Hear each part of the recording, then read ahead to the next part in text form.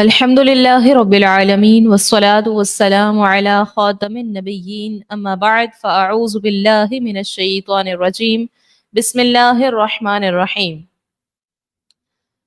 رب اشرح لي صدري ويسر لي أمري واحلل عقدة من لساني يفقه قولي. محبت، ادب اور احترام کے ساتھ نبی محترم خاتم النبیین صلی اللہ علیہ وسلم کی بارگاہ عالی میں درود پاک پڑھ لیجئے. اللہم صلی وسلم وبارک علی سیدنا محمد معدن الجود والکرم وعلی آلہ وبارک وسلم. الحمدللہ ہمارا درس حدیث کا سلسلہ جاری و ساری ہے. آج کے درس کا موضوع ہے چغل خوری. حدیث مبارکہ ہے لا يدخل الجنت قطات، چغل خور جنت میں داخل نہیں ہوگا. چغلی، غیبت، دوسرے پر تبصرہ کرنا، دوسرے پر ججمنٹ پاس کرنا، دوسرے کے بارے میں رائے دینا منفی طریقے سے، یہ سب کام مردوں میں بھی پائے جاتے ہیں مگر یہ عورتوں میں زیادہ پایا جاتا ہے. شکوہ شکایات، دوسروں پر کمنٹ کرنا، یہ سب خواتین میں جو ہے زیادہ پایا جاتا ہے. اور جن میں یہ پایا جاتا ہے، اگر جن کی یہ عادت ہے تو وہ اس حدیث مبارکہ پر غور کر لیں کہ لا يدخل الجنت قطات، چغل خور جنت میں داخل نہیں ہوگا. چغلی ہے کیا؟ اس کے معنی کیا ہے؟ چغلی جو ہے، چغل خور کا عام فہم مطلب ہے لگائی بجھائی کرنا. اور اصطلاح میں اگر ہم اس کی تعریف دیکھیں تو کسی کی بات یعنی نقصان پہنچانے کے ارادے سے دوسروں کو پہنچانا. کسی کی بات اسے ضرر پہنچانے، نقصان پہنچانے کے ارادے سے دوسروں کو پہنچانا، یہ چغلی کہلاتا ہے. اور اس کا حکم کیا ہے؟ چغل خور جو ہے وہ حرام کام کرتا ہے، وہ گناہ کبیرہ کا مرتکب ہوتا ہے اور جہنم میں لے جانے والا یہ کام ہے. بیان کردہ آخری حدیث مبارکہ کے تحت جو حدیث مبارکہ بیان ہوئی ہے، اس کے تحت حکیم الامت حضرت مفتی احمد یار خان رحمت اللہ علیہ فرماتے ہیں کہ قطات، فرمایا لا يدخل الجنت قطات. قطات وہ شخص ہے جو دو مخالفوں کی باتیں چھپ کر سنے، دو مخالفوں کی باتیں، اختلاف رکھنے والوں کی باتیں چھپ کر سنے اور پھر انہیں زیادہ لڑانے کے لیے ایک دوسرے کی بات دوسرے تک پہنچائے. وہ شخص قطات ہے. اگر یہ شخص ایمان پر مرا تو جب جنت میں اولن تو نہیں جائے گا، بعد میں جائے تو جائے، اور اگر کفر پر مرا تو کبھی وہاں نہیں جا سکتا. کتنا سخت حکم ہے. قرآن مجید میں چغل خور کی مذمت بھی بیان فرمائی گئی ہے. پارہ 29 سورۃ القلم کی آیت نمبر 11 میں ارشاد ہوتا ہے ہمازٍ مشاء بنمیم، سامنے بہت تانے دینے والا، چغلی کے ساتھ ادھر ادھر پھرنے والا. نبی کریم صلی اللہ علیہ وسلم نے ارشاد فرمایا کہ اللہ پاک کے بہترین بندے وہ ہیں کہ جب ان کو دیکھا جائے نا تو اللہ یاد آ جائے، اور اللہ کے بدترین بندے چغلی کھانے کے لیے ادھر ادھر پھیرنے والے، دوستوں کے درمیان جدائی ڈالنے والے اور بے عیب لوگوں کی خامیاں نکالنے والے ہیں. اللہ اکبر. ایک اور حدیث مبارکہ میں نبی کریم صلی اللہ علیہ وسلم نے فرمایا تانا زنی، غیبت، چغل خوری اور بے گناہ لوگوں کے عیب تلاش کرنے والوں کو اللہ تبارک و تعالی قیامت کے دن کتوں کی شکل میں اٹھائے گا. اللہ اکبر. غور کرتے جائیں، اپنا محاسبہ کرتے جائیں کہ کہیں یہ جو عادت ہے، یہ جو دل کی گندی بیماری ہے، کہیں ہم میں تو نہیں نہ پائی جاتی. اگر پائی جاتی ہے تو سچی توبہ کر لیجیے. کتنا سخت حکم فرمایا جا رہا ہے کہ وہ شخص قیامت کے دن کتوں کی شکل میں اٹھے گا جو تانا زنی کرتا ہے، غیبت کرتا ہے، چغلی کرتا ہے، بے گناہ لوگوں کے عیب تلاش کرتا ہے. رسول اللہ صلی اللہ علیہ وسلم نے 2 قبروں پر آپ کا گزر ہوا تو فرمایا کہ ان دونوں کو عذاب ہو رہا ہے. کسی بڑی بات میں جس سے بچنا دشوار ہو، معدب نہیں ہے. ان میں سے ایک جو ہے وہ پیشاب کے چھینٹوں سے نہیں بچتا تھا اور دوسرے کو عذاب اس لیے ہو رہا ہے کیونکہ وہ چغلی کھاتا تھا۔ پھر حضور نے کھجور کی ایک تر شاخ، ایک گیلی شاخ، ایک سرسبز و شاداب شاخ لے کر اس کے دو حصے کیے، ہر قبر پر ایک ایک ٹکڑا نصب فرما دیا۔ صحابہ کرام نے عرض کی یا رسول اللہ یہ کیوں کیا آپ نے؟ فرمایا اس امید پر کہ جب تک یہ خشک نہ ہو جائے ان پر عذاب میں کمی ہوگی۔ حضرت سیدنا علا بن حارث نے روایت فرمایا کہ سرکار مدینہ صلی اللہ علیہ وسلم نے فرمایا کہ غیبت کرنے والوں، چغل خور اور پاک باز لوگوں پر عیب لگانے والوں کا حشر کتوں کی صورت میں ہوگا۔ گناہ تو بہرحال گناہ ہے اور مومن کی شان ہے کہ ہر چھوٹے اور بڑے گناہ سے اپنے آپ کو محفوظ رکھے۔ یہی وجہ ہے کہ گناہ آدمی کو ولایت اور بزرگی سے بہت دور کر دیتا ہے، اور گناہ پر ہمیشگی اختیار کرنے والا اللہ تعالی کے قرب کی منزل سے دور رہا ہے، اور ایسا شخص اس کی دوستی کی خوشبو سے محروم ہوتا ہے۔ آپ غور کرتے ہوں گے کہ جب آپ ایک گناہ کرتے ہیں نا، ایک چھوٹی سی گناہ کرتے ہیں، تو پھر آپ دوسرا کرتے ہیں، پھر تیسرے گناہ کی جانب بڑھتے ہیں، پھر چوتھے گناہ، پھر پانچویں گناہ، آہستہ آہستہ آپ گناہ کرتے ہی چلے جاتے ہیں، اور آہستہ آہستہ جو پھر آپ کبیرہ گناہوں کی طرف چلے جاتے ہیں۔ اسی طرح نیکی میں بھی آپ نے دیکھا ہوگا، ایک نیکی کرتے ہیں، دل چاہتا ہے ایک اور کریں، پھر کرتے ہیں، پھر کرتے ہیں، نیکیاں کرتے چلے جاتے ہیں۔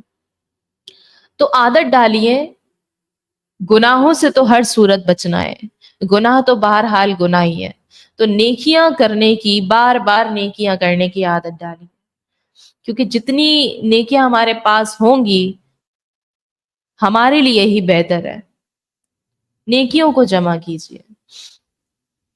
چغل خوری جو ہوتی ہے یہ بہت سخت گناہ ہے، اس کے کئی نقصانات ہیں، ان میں سے چند ایک میں آپ کو بتا دوں کہ چغلی جو ہے یہ محبت کو ختم کرتی ہے۔ سب سے پہلے کہ آپس میں جو محبت ہوتی ہے بندوں میں، چغل خوری اس چیز کو ختم کر دیتی ہے۔ چغلی سے لڑائیاں ہوتی ہیں، سب سے پہلی بات تو یہی ہے، چغلی سے لڑائیاں ہوتی ہیں، چغلی سے دشمنی کی فضا جو ہے وہ قائم ہوتی ہے، چغلی احترام مسلم کا خاتمہ بھی کرتی ہے، چغلی خاندانوں کو تباہ کر دیتی ہے، ایک چھوٹی سی چغلی سے پورا خاندان تباہ و برباد ہو جاتا ہے۔ ایسے کئی واقعات ہم سنتے رہتے ہیں۔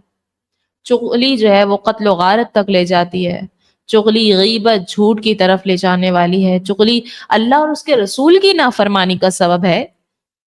یہی کافی ہے، یہی نقصان کتنا بڑا ہے، اس کو سنتے ہوئے ہی ہمیں توبہ کر لینی چاہیے،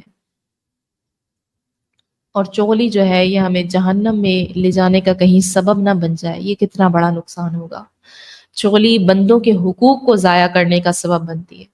اب مثلا کسی طالب علم کا، کوئی اسٹوڈنٹ ہے، اس کا کسی دوسرے کو سزا دلوانے کے لیے اس نے نیت کی وہ اس کو سزا دلوانی ہے، کوئی اسٹوڈنٹ کسی دوسرے کو سزا دلوانے کے لیے استاد کے سامنے اس کی شکایت کرتے، اب اسی طرح سے ہسبینڈ اور وائف کے درمیان تلخیاں پیدا کرنے کی خاطر ان کے سامنے ایک دوسرے کی کمزوریاں بیان کر دے، یہ سب چغلی ہوتی ہے۔ اور کیا ہوتا ہے اس کا انجام کیا ہوتا ہے؟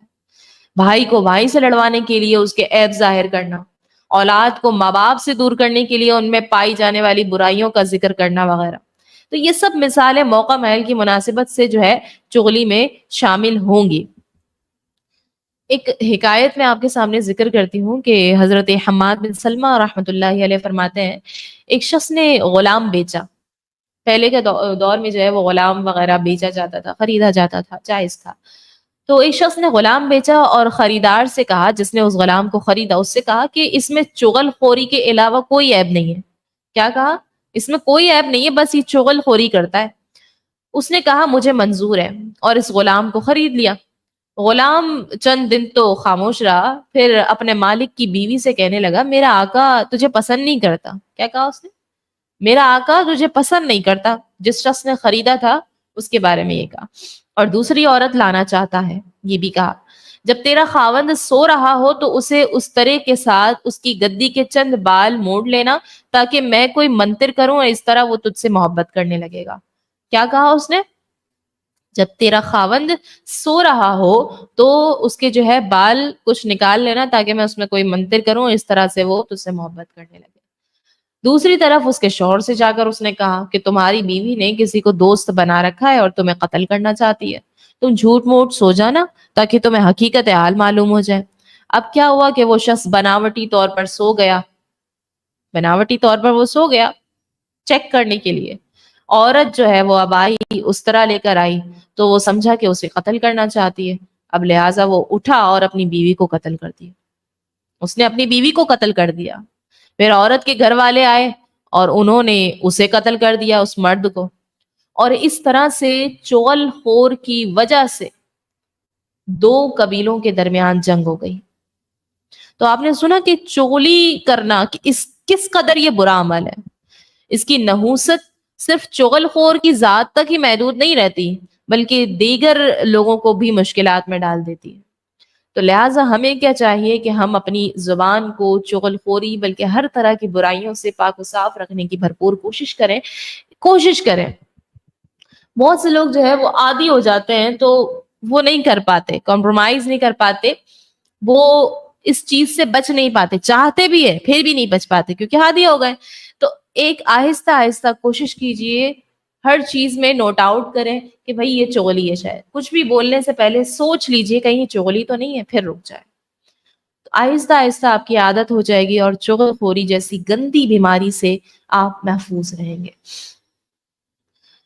کیونکہ زبان جو ہے وہ اگرچہ بظاہر گوشت کی ایک چھوٹی سی بوٹی ہے مگر یہ اللہ پاک کی عظیم الشان نعمت ہے، اور اس نعمت کی قدر تو شاید گونگا ہی جان سکتا ہے۔